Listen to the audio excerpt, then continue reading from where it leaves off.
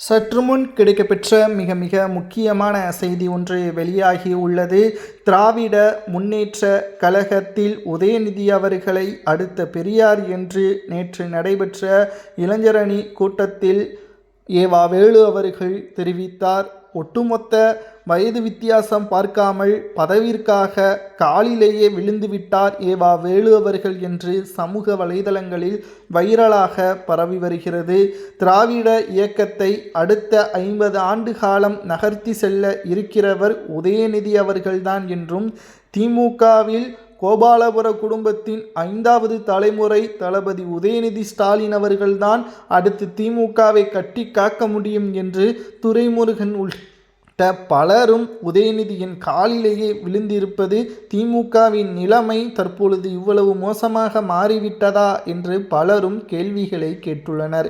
அதிலும் அமைச்சர் ஏவா வேலு அவர்கள் கூறியதுதான் பரபரப்பை ஏற்படுத்தியுள்ளது.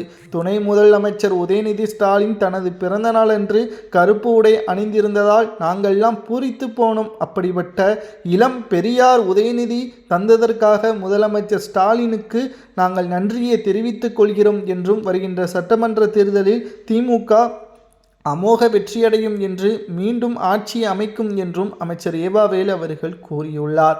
தந்தை பெரியார் அவர்கள் மீது எவ்வளவு விமர்சனம் இருந்தாலும் அவருடன் உதயநிதியை ஒப்பிட்டு பார்க்க முடியுமா என்று பலரும் கேள்விகளை கூறி வருகிறார்கள். உதயநிதி அவர்களுக்கு என்ன தகுதி இருக்கிறது? ஸ்டாலின் அவர்களது மகனை என்ற தகுதியை தவிர மற்ற தகுதிகள் என்ன இருக்கிறது என்ற கேள்விகளும் பலரும் கூறி வருகிறார்கள். சேப்பாக்கம் தொகுதியில் சொன்ன வாக்குறுதியை முழுமையாக நிறைவேற்றிவிட்டாரா?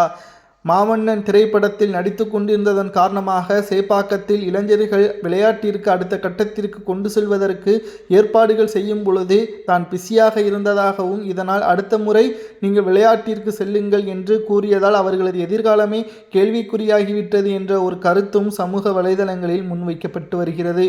இளம் பெரியார் என்று உதயநிதி அவர்களை அமைச்சர்கள் கூறுவதை ஏற்றுக்கொள்ள முடியாது என்றும், திமுக 2026 சட்டசபை தேர்தலுக்கு பிறகு தோல்வியடைந்ததற்கு பிறகு சுக்குநூறாக திமுக உடையும் என்றும் அரசியல் வட்டாரத்தில் கூறப்படுகிறது.